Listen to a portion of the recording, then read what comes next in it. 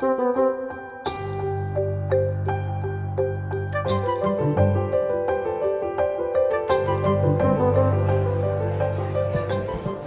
good afternoon. Welcome. My name is Donna Dabney. I'm the Executive Director of the Conference Board Governance Center, and we're very pleased to have you here today. This is our first of a series of director roundtables. You'll see at your tables the list of some of our upcoming events. So I just want to welcome you and introduce you a bit to the Conference Board Governance Center. The Conference Board Governance Center is a nonprofit, global independent membership organization. We do research, and we work in the public interest to provide the world's leading organizations with practical knowledge that they need to improve their governance performance and better serve society. So the Conference Board Governance Center's public purpose work is made possible by the virtue of funding support and thoughtful guidance from our members, who you see up here. We have both investors and corporations as members. We also have sponsors. I want to thank, in particular, Clary Gottlieb and PwC as our elite sponsors who have supported this event. Our speakers today need no introduction. You all know them well. We have two actually very distinguished guests. Mr. Lipton, a founder of the law firm Marty Lipton, Rosen & Katz, has for many years been a true thought leader in corporate governance, as well as a trusted advisor to many organizations, and not just corporations. NYU is one of his most cherished organizations, and he's been a complete supporter and great advocate for them. Mr. Lipton is a strong advocate for a director-centric model of corporate governance. Professor Bebchuk is the William J. Friedman and Alicia Townsend Freeman Professor of Law, Economics, and Finance, and a director of the Program on Corporate Governance at Harvard Law School. He's a prolific writer and an advocate for the shareholder-centric model of corporate governance. This is not the first time that these two people have gotten together. They have debated issues relating to shareholder versus director-centric models of corporate governance now. I think it's 4 times, am I right? Is this the 4th time? Yes. Okay. So we will have the format for today's discussion somewhat like the presidential debates. I know you all missed them so much we wanted to do it again. So what we're going to do is we'll start with Mr. Lipton explaining his petition to shorten the time period for filing a Schedule 13D from 10 days to 1 business day. Then Professor Bebchuk will explain why he thinks that petition should not be approved by the SEC. They will both have an opportunity to interact with each other, and then we will open it up for questions from the audience. We are recording this program today because we have people overseas as well as people just not able to be in New York, believe it or not, for this event. So we will be posting it on our website after this. And because we're recording, we're asking that when you ask questions, you please come to one of the 2 microphones here in the room so that your question can be heard. And finally, for those of you who are lawyers in the room and want to have CLE credit for this event, please fill out the forms that are at the table and turn them into Nicole at the desk when you leave. So thank you very much. And Mr. Lipton, would you like to begin? Sure.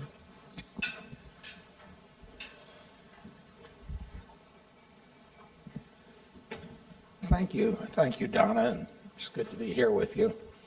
Donna and I are old friends. Why she would invite me to speak about corporate governance after I failed to keep Reynolds Metal, her company, independent from the depredations of Alcoa, I don't know, but Alcoa certainly recognized the benefits of having Donna in the fold, and until she retired just a few months ago, she was one of the principal legal officers, secretary of Alcoa. So I was delighted to accept her invitation to joust again with my friend Lucian Bebchuk.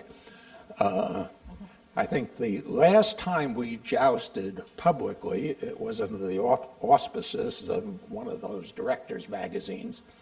And they went ahead and they published a cover in which Lucian was Alexander Hamilton and I was Aaron Burr pointing guns at each other. And so it must have shaken Lucian up a little bit, because I got an email from him the other day sort of saying, I'm leaving my gun in Cambridge. Anyhow, we will not agree, as you knew coming in. We will not agree probably on any aspect whatsoever of this. But let me start with the petition that we filed. Actually, this is a petition filed on behalf of Marty Lipton, not individually. We actually all, as you know, a law firm would not lightly file a petition in the law firm's name without all of the partners agreeing with it. And we filed this petition in March of last year, asking the SEC to respond to the invitation that Congress gave to the SEC in the Dodd-Frank statute to amend Section 13D of the Securities Exchange Act to provide for a 10-day period, or, and I quote from the statute, or within such shorter time as the Commission may establish by rule. So there we were in 2010, invited to ask the Commission to establish a shorter time, and we rose to the occasion. We didn't have to be urged, and we submitted a petition seeking, as Donna said, really three things.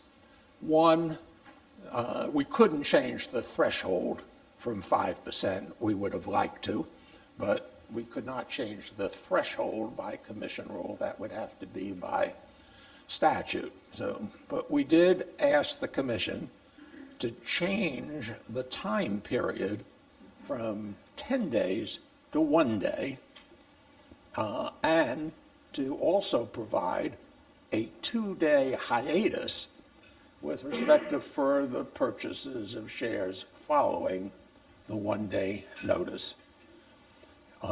In addition, we asked the Commission to consider the definition of beneficial ownership in order to make Section 13D applicable not just to voting stock, but to all of the derivatives, both the plain derivatives like options and the esoteric derivatives like cash-settled options, so that it would not be possible for activists, particularly activist hedge funds, to show up one day having crossed the 5% threshold, and by the 10th day following crossing, having 15 or 20% of the stock of a company and having an enormous influence on the company, and indeed, in many cases, having a springboard to attack the company with a proxy fight or a hostile takeover bid. Was this an idle venture? Not really. During the past 10 years, there have been over 300 activist hedge fund attacks on public corporations. And while I'm not sure of the count, we count over 100 activist hedge funds. Not all of them are there every day. Some of them are occasional ventures in this area. Others make a business of attacking a half dozen or more companies each year. So this is not an idle situation. P&G, Motorola, DuPont, Target, Pepsi, these are all companies that have been targeted by activist hedge funds. Now, why this great concern about the Blockholder getting more than 5%? Well, start with the advice that law firms and investment bankers give to their clients who are concerned about being faced with pressure from someone who has accumulated 5% or more, or in some cases even less than 5% of the stock of the company. The first advice, the key advice, is review your portfolio of businesses. Make sure that you haven't left an opportunity for an activist to come in and seek either a sale of the company or a restructuring of the company, an effort to create a short-term pop in the price of the stock. That's the game of the activist, to attack a company, get the stock to go up, sell the stock, and be on to the next venture. This is not something that involves investors making a significant investment in the company, then urging the company to follow long-term strategies so as to create long-term value in the stock. Well, I was wondering just how to go about this about a week and a half ago when I read an op-ed in the New York Times, November 2. There's an op-ed by a colleague of Professor Bebchuk's, Clayton M. Christensen, who's a professor at the Harvard Business School, with a brilliant analysis of what is happening today in the corporate world. I'm not going to burden you with it, but the bottom line is that there is a huge drag on the American economy from short-termism, pressure on corporations to create profits within the short term, and failing to invest and reinvest for long-term purposes. I sent a copy of this to a friend of mine who's general counsel of one of the largest companies in the country, and I just can't resist reading to you his response to my having sent him this op-ed. Last year, we invested more than $20 billion in new technologies. The investments over time will handsomely reward our shareholders. So what happened?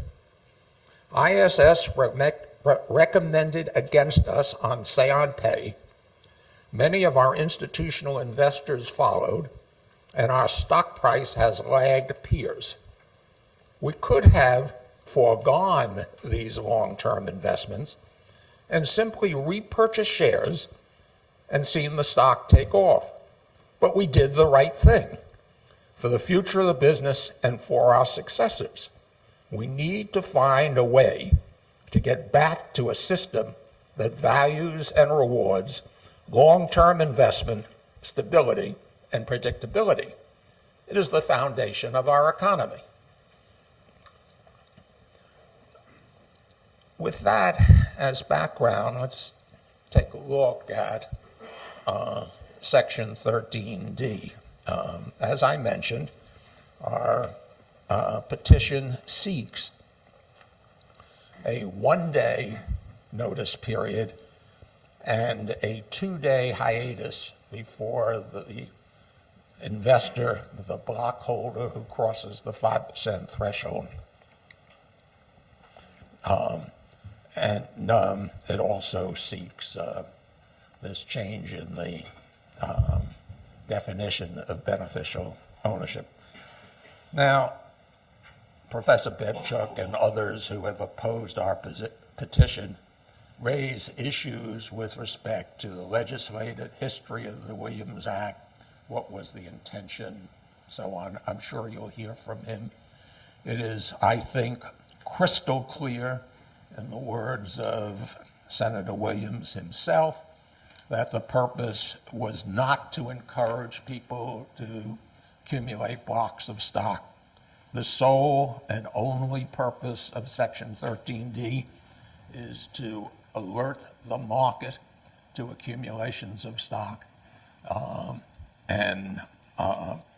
There is no basis for claiming that there was any intention whatsoever to kind of excuse blockholders who might have a beneficial interest, if any, on the company, but the sole purpose was to alert the market and shareholders to the fact that somebody had accumulated 5% of the stock. And you might ask, is it unreasonable to say that Section 13D should be a one-day notice period? Well, clearly not. Section 13D also, Schedule 13D, deals with a situation where a 5% shareholder who has a Schedule 13D on file accumulates another 1% of the stock of the company. There, the requirement, the SEC requirement, is prompt, which is interpreted as the next day. So clearly we've been living for quite some time with an SEC requirement that you file and disclose your position one day after you achieve that position. Clearly, 1 day is an appropriate time period when the purpose is to alert the market and the company and everyone else that a change has taken place. Here I am with 5% of the stock. Here I am now with 6 or 8 or 10% of the stock. Clearly, these are extremely material facts. Everybody is interested in it. The company is interested in it. The market's interested in it. Shareholders are interested in it. And clearly, the SEC has determined that 1%, 1 day, is indeed an appropriate time. In addition, a 2-day hiatus. Is that unreasonable? Well, right now, the SEC rule provides that if you have filed a Schedule 13G, passive investor, disclosing that you have a 5% interest in the stock of a company, and you change your intention from that of passivity to active investor, you have to wait 10 days before you buy additional stock. So it looks to me like 1 day and 2 days are certainly reasonable generally without regard to what the SEC has previously determined, but also clearly within what the SEC has determined is reasonable for directly comparable situations where someone has acquired an amount of stock above a threshold that requires disclosure. So with all of that in the way of background, we did look at the similar requirements in other jurisdictions. I won't burden you with all of them. I think we have passed out but for illustrative purposes, in the United Kingdom, it's a 3% threshold and a 2-day notice. In other words, if you pass the 3% threshold, you have to give notice within 2 days. And there's a laundry list of other jurisdictions, all with requirements for disclosure that are more open and give more disclosure in a shorter period of time than the present 5% 10-day threshold of Schedule 13D. I said before that there's background to this. I'm not going to go through all of it, but I do think it would be worthwhile to read what Manny Cohn, the chairman of the SEC in 1968, had to say about Section 13D. But I might ask, how can an investor evaluate the adequacy of the price if he cannot assess the possible impact of a change in control? Certainly without such information, he cannot judge its adequacy by the current or recent market price. That price presumably reflects the assumption that the company's present business, control, and management will continue. If that assumption is changed, is it not likely that the market price might change? So I think that's indicative of what the situation was in 1968. And as I mentioned before, and I'll just read a sentence or two from this, Senator Williams himself made clear in the hearings on his act that, and I quote, the Williams Act, quote, is solely designed to require full and fair disclosure for the benefit of investors. There was no weighing of the supposed good or bad impact on block holding. There was a clear intention to focus only on transparency in our trading markets. And with that, I think I'll stop and turn it over to Professor Bebchuk.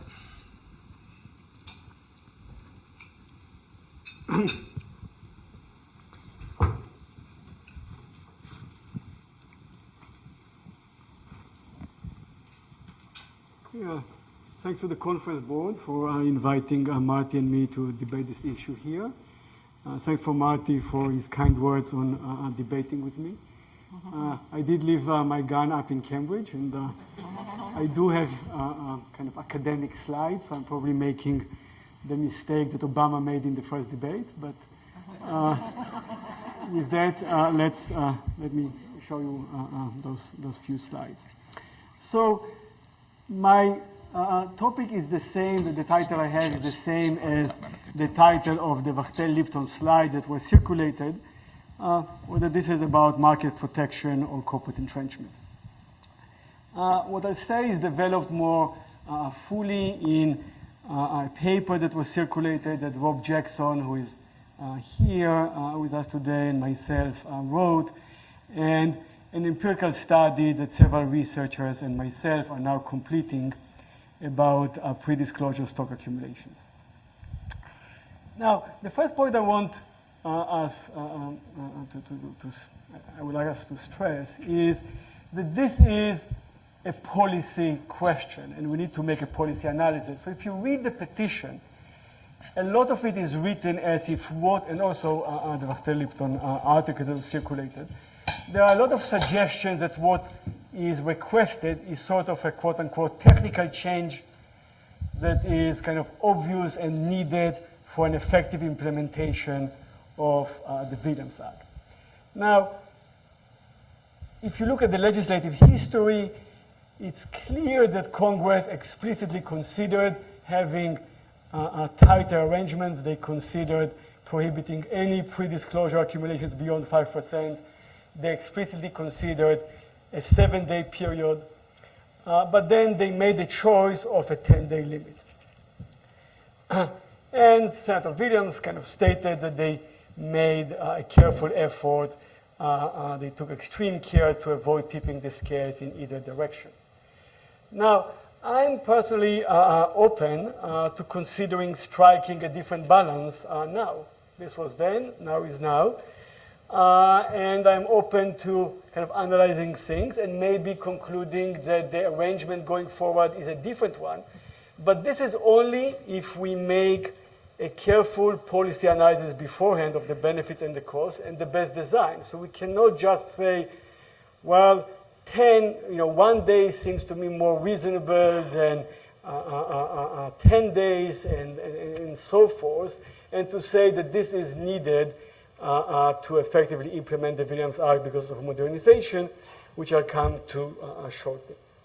Now, when we examine the policy question, we need to analyze it within the larger context of the rules as a whole that govern the relationship between incumbents and outside blockholders. And we do that, we have to keep in mind that the legal rules in the US already insulate incumbent directors from shareholders more than is the case in any other advanced economy. That due to the poison pill, US incumbents get unparalleled protection from unsolicited offers, which means that with a weakened discipline of the market for corporate control, having monitoring and engagement by significant outside blockholders is especially important. So this is the general policy question. And Marty, in a way, in his initial comments, was actually accepting that there is a big policy question. Even though the petition focuses on we need to implement better the Williams Act, Marty spent a fair amount of time talking about this big issue about short-term and long-term, and the outside blockholders might be bad for the companies. This is big stuff. This is big policy question. We might agree or disagree, but part of Marty's and Marty Lipton's motivation is clearly this general policy view. Okay. Now, when we come to this policy question, let me say something about why I view active outside blockholders as beneficial. The Marty Lipton petition clearly looks unfavorably on active outside blockholders. Marty spoke about it earlier today, or if you look at his recent memo, it's clear that Marty talks about attacks by outside hedge funds. I mean, that doesn't sound like someone who is excited when hedge funds show up and try to engage. From Marty's and the Marty Lipton perspective, outside blockholders are, when they try to intervene, when they try to engage, that's a bad thing, it has a bad impact. But that's not a view that is the view of financial economists generally. It's actually not the view of Senator Williams, and our paper quotes him about how outside blockholders might be an important and valuable check on incumbents. But these days, financial economists widely recognize that monitoring and engagement by outside blockholders confers significant benefits on all shareholders, reducing slack and enhancing value. And the benefits to other shareholders is the key for me. So Marty, and here I agree with Marty. I mean, he said we won't agree on anything. We actually agree on a number of things. And I agree with Marty that what we care about is not the profit that blockholders would make. That's not the perspective of the analysis in the piece by Rob Cherkson and myself or our other work. The reason why we care about outside blockholders is because of the benefits for shareholders at large. And I agree with Marty that the question is what regime is best for shareholders at large, but here I have different conclusions from his. Now, the general view that I mentioned that financial economists have, that outside blockholders and their activities are beneficial for other shareholders in the marketplace, that's a view that is not just grounded in theory, but it's also a view that is supported by a significant body of empirical work. Here are a number of the studies. Our paper has kind of a review of the empirical evidence.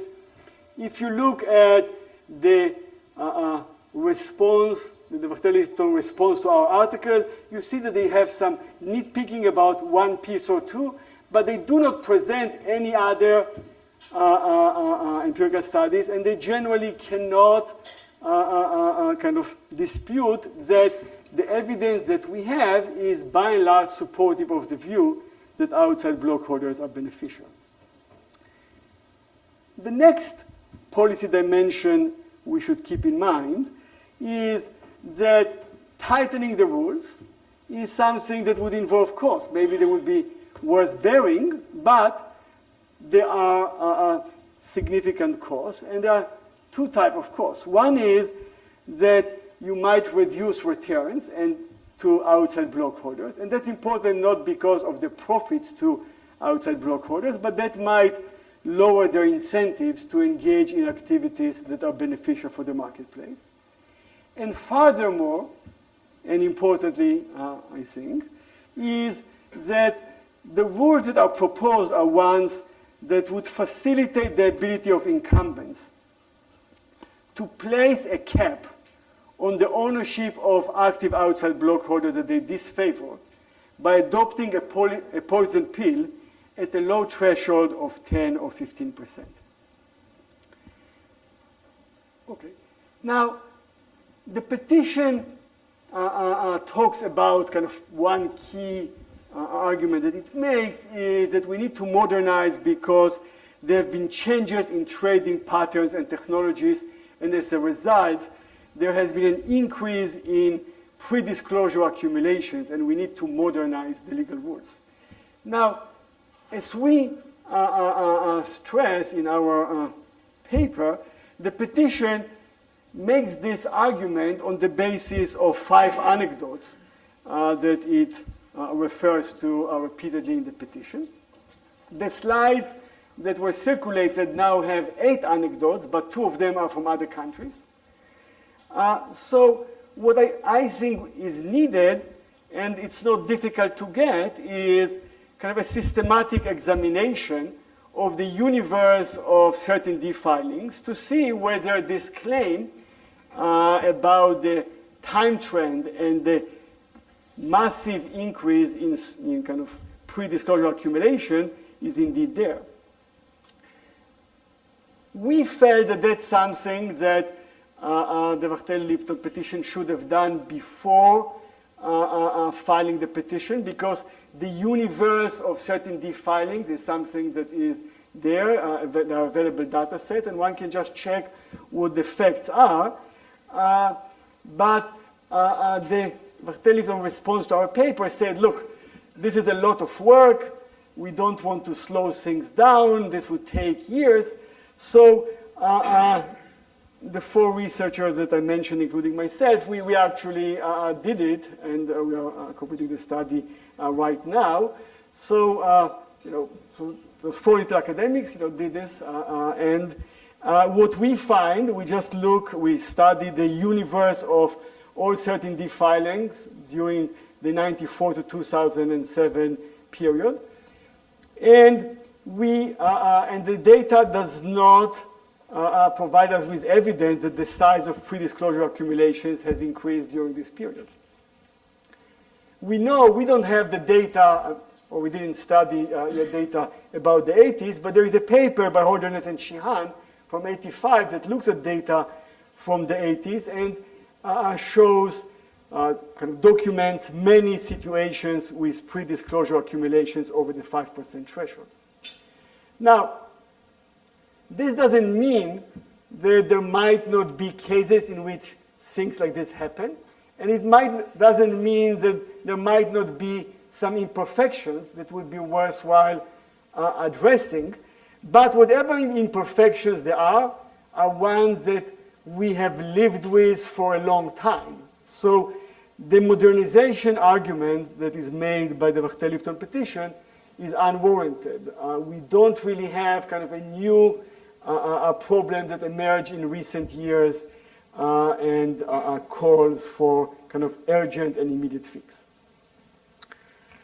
The one thing that has clearly changed over time is that development in state law have since the passage of the Williams Act, tilted the playing field in favor of incumbents and against outside blockholders.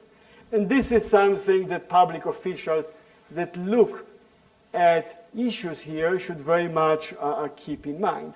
And the one thing that I want to highlight, because I'll come back to it shortly, is that US incumbents are now permitted to adopt low threshold poison pills that enable them to place a limit on the stakes that blockholders they disfavor, place a limit at a low level. And in fact, over the last 10 years, they have been making significant use of this ability. If you look at the shark repellent data set, you find that of the 637 public companies that have a poison pill in place, 80% have pills with a trigger of 15% or less, and 21% have pills with a trigger of 10% or less. Marty mentioned that some countries have notice periods that are shorter than 10 days. Though I will note that in all cases, those periods are longer than the one-day period that is advocated by the Marty Lipton petition. But that's, I think, not the important point. The important point is that, again, taking a broad policy perspective, it's important to recognize that when you consider the rules that govern the balance of power between incumbents and outside blockholders as a whole, the US rules put the blockholders at a far greater disadvantage vis-a-vis incumbents than they face in any of the other jurisdictions that are noted as examples to look at in the Marty Lipton PowerPoint slides.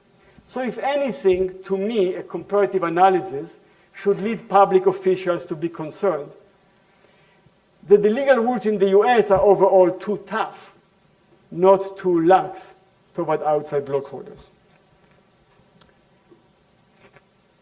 Let me come to the last point that I want to make in my introductory remarks, and that is to put on the table for our discussion here what I think is a related aspect of the situation which does present probably a more significant risk to market participants and market protection.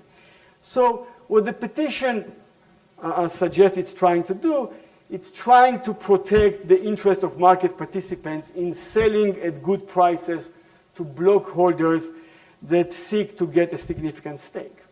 If that's the case, then the authors of the petition should be even more concerned about situations when we have a poison pill at a 10% or a 15% threshold, because what that poison pill does is just completely denies market participants the opportunity to sell to a blockholder who might be willing to pay a higher price in order to move from 9% to 12%, and also denies them the opportunity to reap benefits from that outside blockholders' increased subsequent engagement.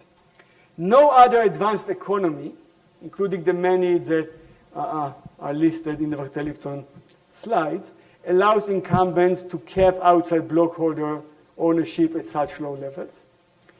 And the designers of the Williams Act clearly contemplated a market in which blockholders are not prevented from buying large non-controlling stakes and can move beyond 10 or 15%. So it seems to me that the SEC and all of us in this room should be concerned about the cost that low threshold pills impose on market participants. And the SEC should be wary of taking any actions that would facilitate the use of such pills, as some aspects of the Marty Lipton proposal might do. And let me conclude with a question related to this to Marty that might give us an opportunity to agree again on something. So if I return to this question that is the title of the Marty Lipton slides, is the petition about market protection or corporate entrenchment. So my question to Marty is, are you willing to have any tighter arrangement for blockholder disclosure that the SEC might adopt, apply only to companies that adopt charter provisions that commit them not to adopt pills below the 30% level, kind of taking from them some power to block holders that no other jurisdiction gives them. Now, if the Marty Lipton petition is driven solely by concerns for market participants, then for the reasons I just explained, Marty can be expected, I think, to accept such a limitation. If the Marty Lipton petition is at least partly focused on protecting incumbents that seek insulation from blockholders, maybe to protect the long term, maybe to benefit the economy for whatever reason, if that's partly the focus of the petition, kind of not to protect market participants, but to provide incumbents with insulation from blockholders, then Marty can be expected not to accept such a limitation. Marty?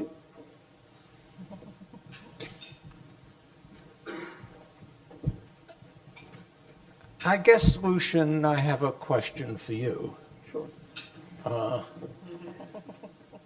If, as is the fact, your views of corporate governance, in the opinion of the Treasury Department, Federal Reserve Board, the OECD, the Basel Bank regulators, so on, were a main cause of the 2008 collapse and the fiscal crisis, would you be willing to sponsor legislation to do away with blockholder accumulations at all, to countenance that poison pills should be at a 30% level, to provide that there are mandatory staggered boards? I mean, there's no point in playing games if you want to assume a certain set of facts and say that if those facts are true, would I go along with some bizarre concept of yours? Well, the answer is no. I don't accept the facts and I don't accept the bizarre concept. Nor do I accept the so-called statistics that you purport to rely on. In our paper, I think we have examined each of those studies. Your statistics are all based on things like what was the price of the stock 2 days later, 10 days later, so on. I think there are a number of studies that show that a year later, after an activist attack, the company's price is selling for less than it was. I think you look around and you'll see that there's been an enormous loss of employment caused by activist hedge funds, causing companies to either be acquired by other companies or restructured and so on. I think what you're doing is taking a set of statistics here, a set of statistics here, and trying to create a regime that furthers the interests of deconstructionists who are causing a huge problem in our economy. Let me go back. As I mentioned, we have looked at the studies that Lucian put up on the board. They do not hold up for the propositions he's putting forward. The Section 13D in the Williams Act has nothing to do with the poison pill. The fact that Lucian doesn't like the poison pill or any kind of takeover protection that a corporation may have doesn't justify that people should be able to accumulate blocks of stock to facilitate a takeover. The fact that other jurisdictions have different regimes with respect to takeovers doesn't mean that their views with respect to disclosure to the market with respect to block accumulation should be ignored as meaningful in trying to determine what is an appropriate level for our markets. And finally, and here I think that this selective choice of words from legislative history or opinions or economic studies really needs to be viewed in full context. Let me read to you Lucian's position that the statutory scheme reflects a balance between the benefits that holders of large blocks of stock convey on public investors and the need for disclosure of these blocks relies on a distorted reading of the legislative history. Lucian makes much of excerpted remarks from what Senator Williams said, but let me just read what Senator Williams said at the end, that the bill is solely designed to require full and fair disclosure for the benefit of investors. He didn't say anything about balancing blockholder interests with market disclosure or anything. I think that you have to be very careful in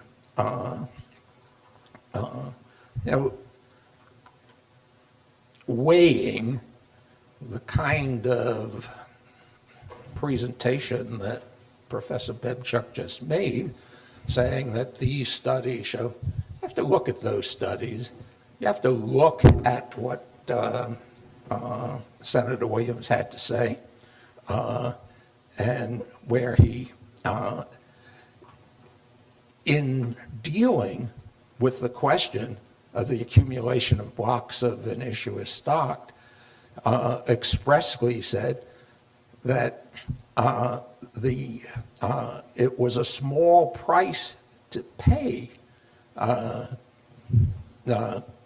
for adequate investor protection. In other words, that limitation on accumulation of blocks of stock and disclosure of that accumulation was a small price to pay for investor protection. Look, I don't make any pretense as to whether I'm dealing solely and only with investor protection or solely or only with disclosure to the market. These things intersect. There's no such thing as being solely involved with investor protection or solely involved with the protection of management. There's an intersection between the two.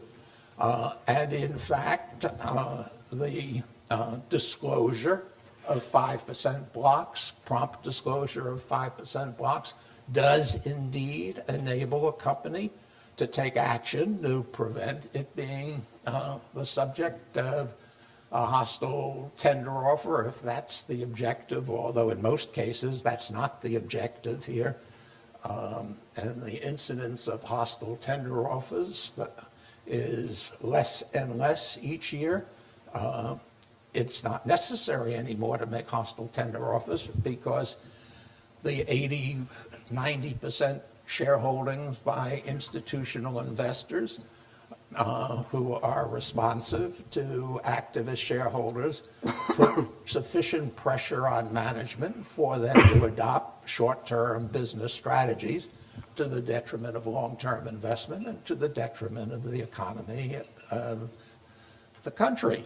So, yes, I am dead set against Lucian's friends and having the ability to put this kind of pressure on companies. I note that Lucian has now twice put himself up as a director in activist attacks on corporations, and he's actually created a group at the Harvard Law School to further governance actions that are clearly shareholder-centric against director-centric. That's his right. There's nothing wrong with that. But I think you have to recognize that he's coming from a place where he does not believe in the director-centric system that we have in America, and he would like to change it. And in fact, he and the other advocates of corporate governance have been quite successful in changing it. They have been fighting against staggered boards. They've been fighting against poison pills for the last 25 years, and they've been quite successful. A few years ago, connection with the 25th anniversary of ISS and the Council of Institutional Investors, I wrote a paper that basically said, interestingly enough, they have achieved just about everything they set out to achieve when they started in 1985. So I don't think that there's this huge entrenchment that's taking place in America. I don't think that corporations are run for the benefit of management. I don't think it's necessary to have blockholders helping enforce strategies that they favor on corporate management.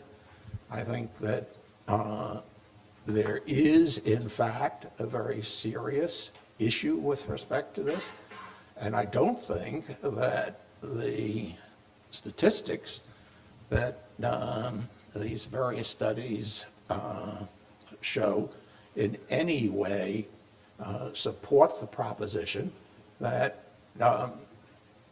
prompt disclosure of 5% holdings ought to be made, and people shouldn't be able to take advantage of modern technology in terms of securities trading and in terms of use of derivatives to run a circle around what Congress intended.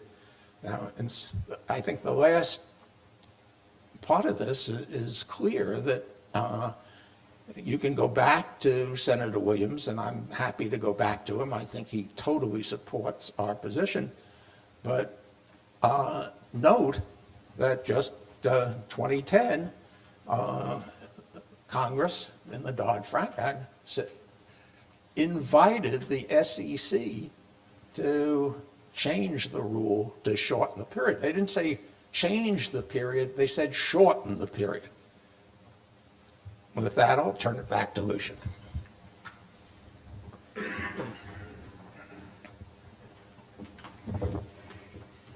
Thank you, Marty.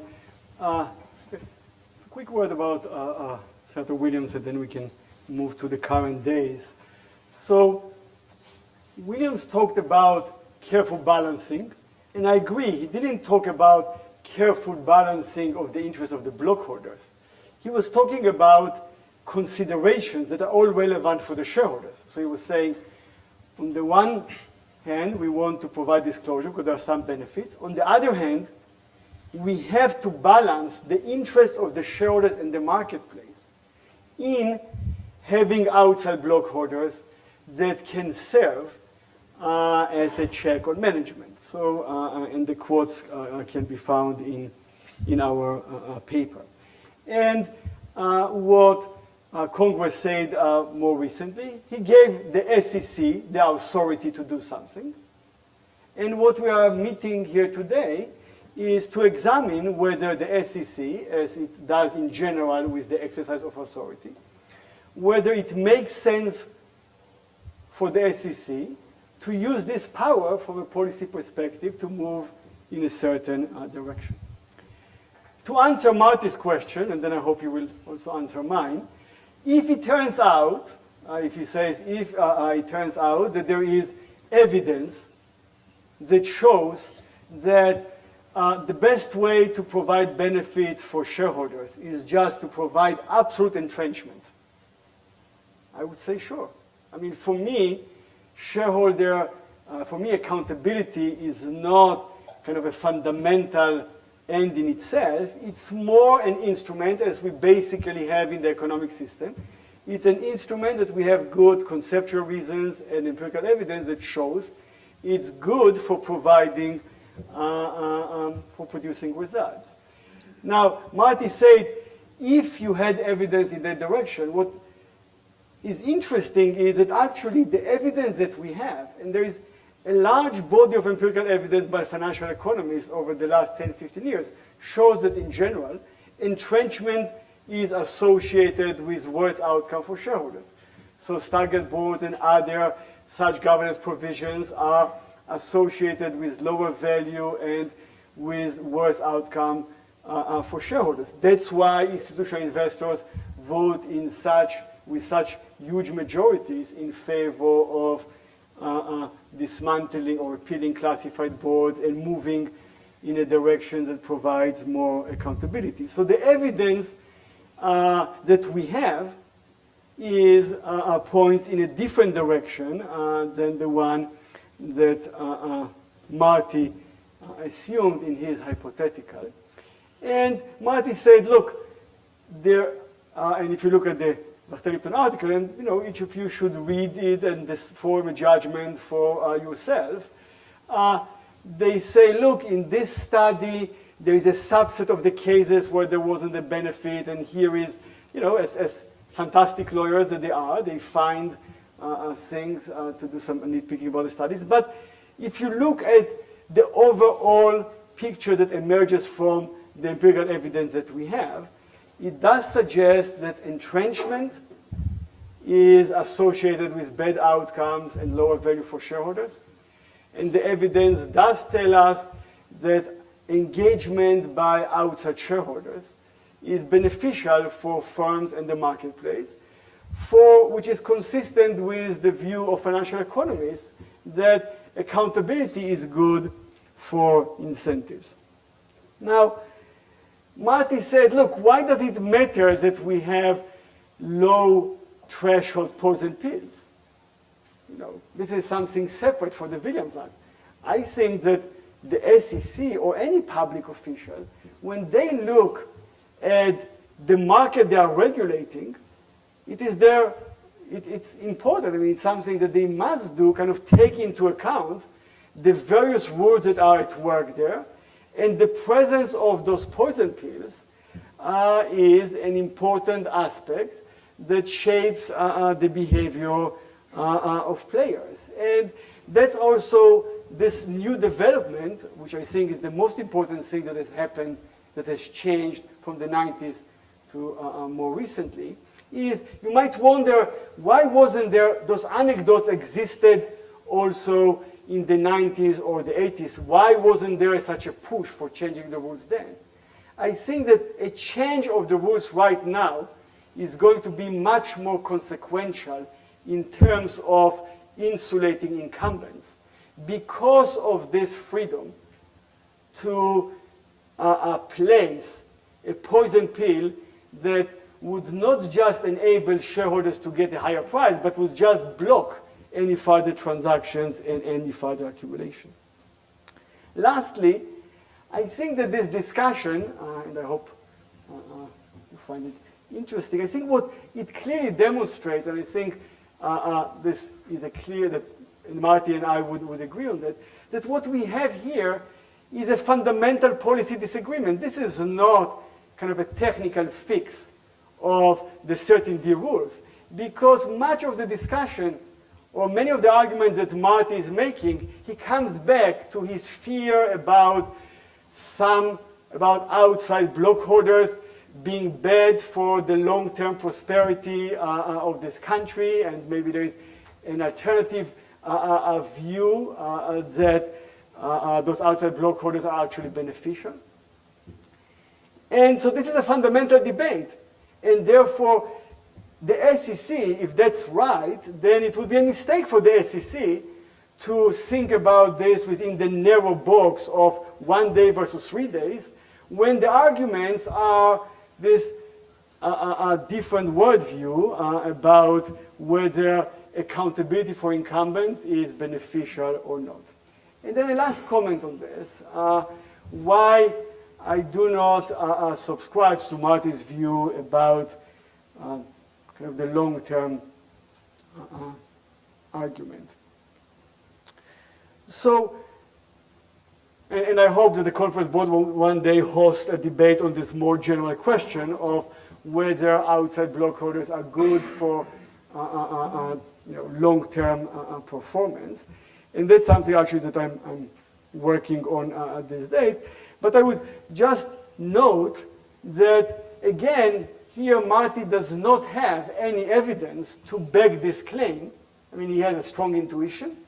He certainly feels very strongly about this. He certainly believes that this is bad for the long run, but he has not provided any empirical evidence, and I'm happy to discuss it later on, what kind of evidence one could use to test this, but he has not provided any empirical evidence that should lead us to dismiss the evidence that we do have about the value of outside blockholders and to accept the view that somehow kind of bringing to an end the activities of outside blockholders would be good for the economy.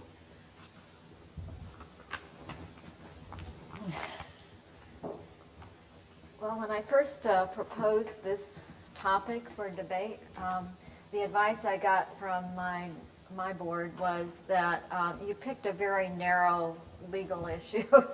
And why don't you get into the broader public issues? So I think we've gone there. So now is the time for you to ask your questions to Marty and Professor Bebchuk. So who would like to step up? Don't be shy. I know you're not here.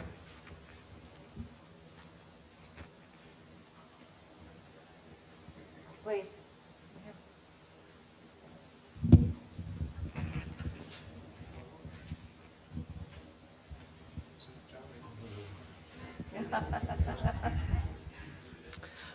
I found this fascinating, and in my previous capacity, I worked for an activist hedge fund, so this is all the more relevant. A couple of things that struck me. One is that, and I agree with, I think there's a moment of compromise. There are positions that are on all ends. One is that a hedge fund getting into a company, an activist hedge fund, is a market signal. And I agree with Marty on that, is that regardless, it is a signal. It's a signal to other investors. It's a signal to management. It's a signal to the media. It's a signal to rating agencies. And there is an impact depending on the type of hedge fund and the reputation of the hedge fund on the share price. So the issue of whether it's relevant or not, I think is in my opinion, quite moot. The second thing is the financial crisis taught many of us, including myself, how opaque the markets really were. And my concern, and this is a question for both of you, and I think Mr. Lipton, you raised this earlier, is the notion of really what shares are we really covering here? What disclosure are we really covering? Are we also covering the derivatives? Are we covering, or are we just covering basic stock positions? Because one thing that came out with the financial crisis, we saw debt holders who are also equity holders, and the equity holders driving the company down because the value of the stock was so low, so that they could just take over the assets with the debt. So I just wanted to, I'm not certain that 100% shareholder value is the right thing, but I'm not certain that we have to it's not about entrenchment either. Well, let me try to deal with the second point that you made. Obviously, I agree with the first point with respect to the signaling aspect of a blockholder acquiring shares in a company. I think the second point that you raise is extremely important, and we experience something even beyond the question of purchasing both the debt and the equity of a company and then selling the equity short in order to drive the company down, and the intention to acquire it at a bargain price through the use of the debt. But there were instances during this period, and this was, I think, particularly the case with respect to Bear Stearns and some of the other investment banks that were ultimately driven into bankruptcy, of using the CDSs counter to the shares, so that a CDS is, in effect, an insurance policy on the debt of a company. And you can use the stock, selling the stock short, in order to raise an issue with respect to the quality of the debt, or you can drive the price of the CDS up in order to raise a question about the stability and the liquidity of the company to drive the stock down. And there's no question that a number of hedge funds, market players, were doing both of those things during the 2007-2008 period. And indeed, we a number of times publicly requested both the SEC and the CFTC to look into it, and at various points, as you may remember, there were limitations on certain short sales and so on, but the issue is still pending under the regulations to be promulgated under Dodd-Frank, and the FTC has not yet come out with a full set of regulations with respect to derivatives, which can be used in this manner. I think that, and Lucian and I love each other and love to bandy back and forth with respect to these things, but we do have very fundamental disagreement. We just don't see the world the same way, and we will never agree on most of these things because we don't see it the same way, and we don't accept each other's statistics, and we don't accept each other's economic theories. So that's just the way of the world, and therefore we're not going to agree. The fundamental question is, with respect to Section 13D, is not really poison pills or corporate governance or any of those issues. The fundamental question is what's good for the marketplace, and has that decision been made by Congress? And clearly it has been, and the question then is, what are the parameters with respect to that decision? Is it 5% or 3% or 2%? Is it 10 days or 5 days or 1 day? And so on. Those are technical issues that really have no policy implications as such. They just relate in an ancillary way to the broader policy consideration of the type you were raising.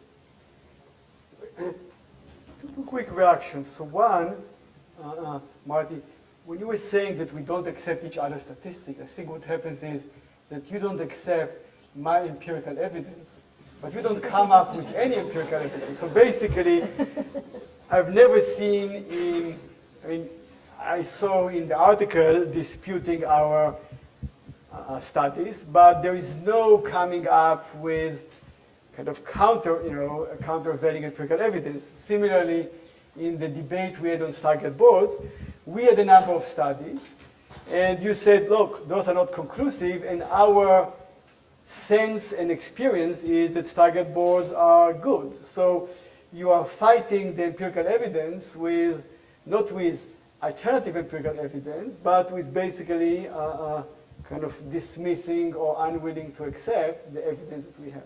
Secondly, I did answer your question, so I'm very interested to hear your question, your answer to the question I raised before.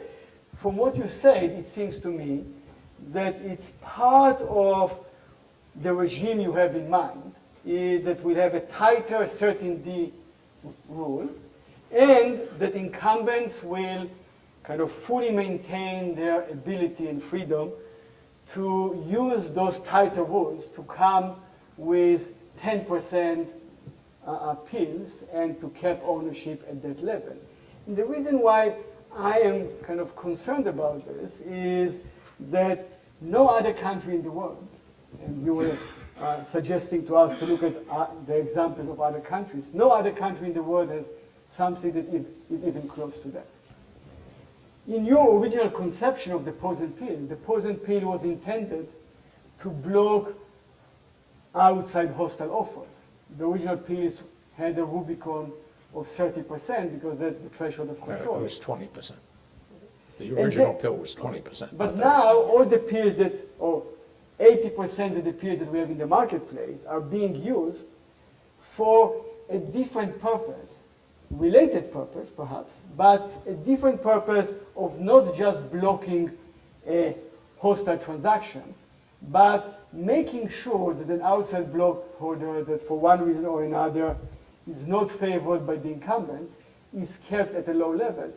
And it seems to me that this is something that is important to you to keep there and to enable this to interact with a tighter certainty rule. Is that the case? I think it's absolutely vital to keep it there, but you're misstating what the purpose is.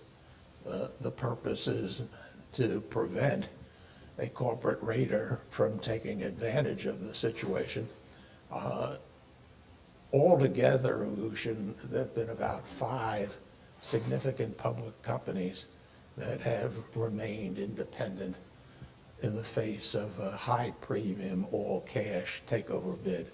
The whole point of the poison pill is to give the board of directors of the target company a gate, and they can either keep the gate closed if they've made a determination that the bid for the company is inadequate and the shareholders are entitled to a better deal, or they can open the gate if they want to facilitate the deal.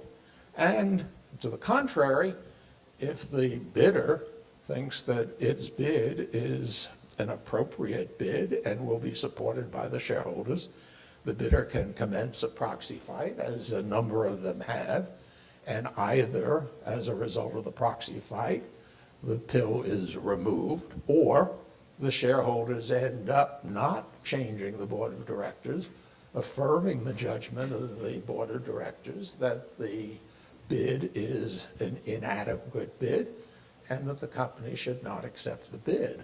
So, well, let me just finish. And the legal regime with respect to it is that the board of directors have to use an enhanced business judgment to justify their action in denying the bidder the ability to go forward. So, well, with that, I'll stop. I think that there are 2 gates. So there is the gate to block a hostile acquisition.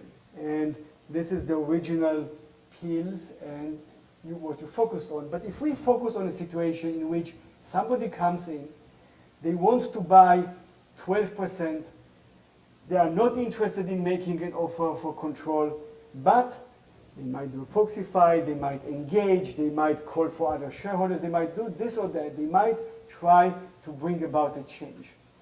In the new world, and this is the main way in which things have been modernized, in which things have changed, the board can have a gate which is much farther out. It's now a gate for somebody that blocks somebody like that from coming to 12%. And they might keep this person at 9%, even after this person disclosed, and even when this person is willing to buy shares at a higher price that market participants are willing to sell their shares for. And it seems to you that this is a good thing to do, and you understand that, and you actually like the fact that the tighter certainty rules would facilitate this, would enable the board, when somebody comes and is uninterested in making an offer for control, is just interested in trying to bring about change, and for that reason to hold an 11% block.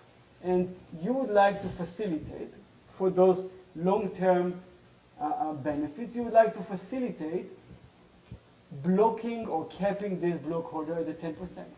Yes, absolutely, and I don't see why that blockholder and the shareholders are any way disadvantaged. If that shareholder has a strategy for the company that is going to be beneficial to the shareholders will be backed by the overwhelming majority of other shareholders who will either with a proxy fight or frequently without any proxy fight at all, insist on that strategy being adopted by the company, and it will go forward. There are block holders, there are funds that acquire blocks with that view, relational investors. Ralph Whitworth is an example. They acquire a block of stock. They never go beyond the 10% level. And in fact, most people interested in the long term do not go beyond the 10% level. They acquire a block of stock. They meet with the management. They present their views with respect to strategy. They have the credibility of most of the major institutions. And if the company is not prepared to either convince them and the institutions that their strategy is correct, or make the changes, then you're going to see a proxy fight, and there's going to be a change in the management. It's not whether it's 9% or 12%. It isn't necessary to get a large enough stake so you've made a big profit when the company is taken over, forced to sell, so on. The blockholder who's looking to get more than 5% without disclosure in one fell swoop is not interested in the long-term prosperity of the company. It's interested in making a big profit just as soon as they can. And that's just about every one of these. And you can draw a line. There are those blockholders, like Relational, who proceed in one way. And there are those blockholders, I won't name them, but you're all familiar with them. Some of them even have a stadium on your way to Queens.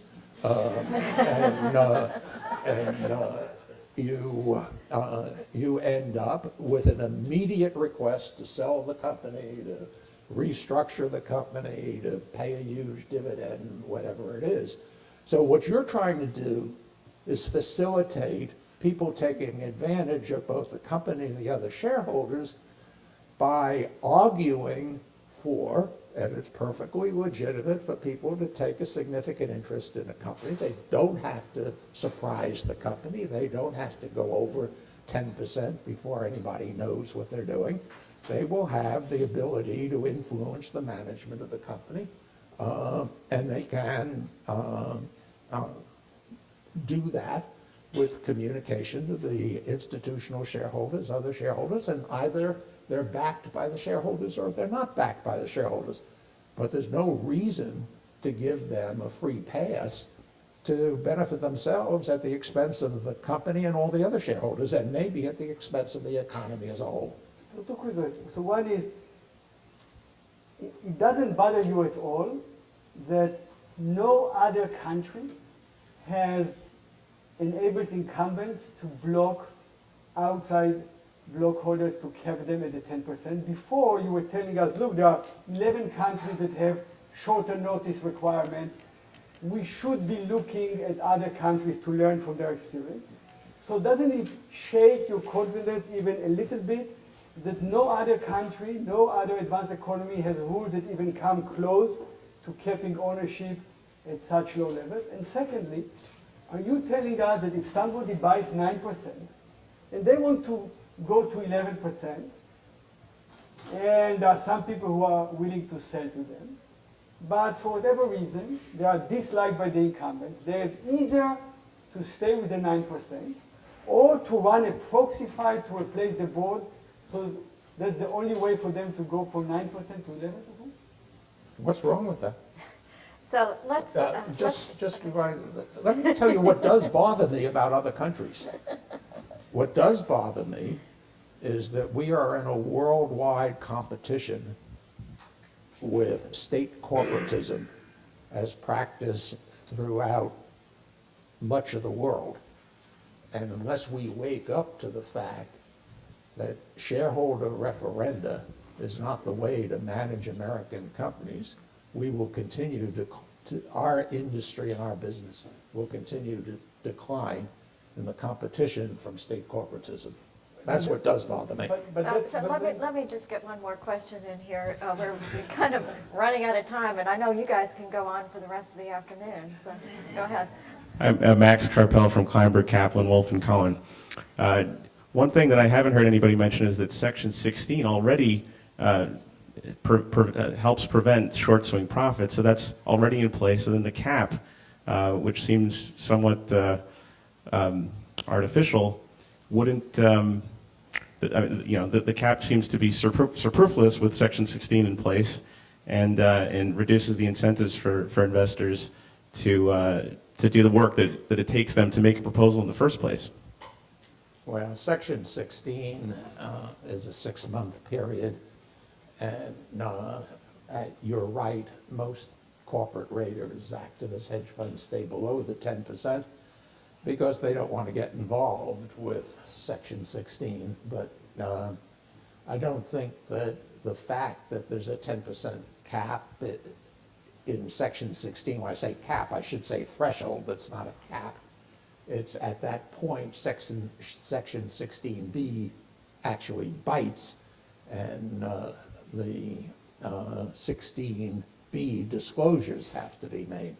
But no, Section 16, nor has Hart-Scott-Rodino really been effective in this, except now it appears like the FTC is drawing a distinction between the true passive investor and the activist investor.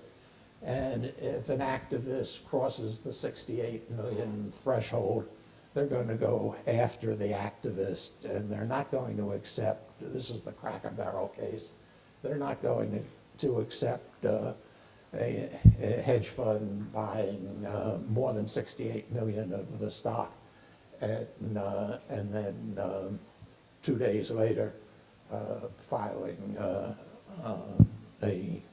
activist 13D. Okay, I think we have time for one last question. Anyone? Okay, well, thank you. Thank you very much. Thank you all. Both of you.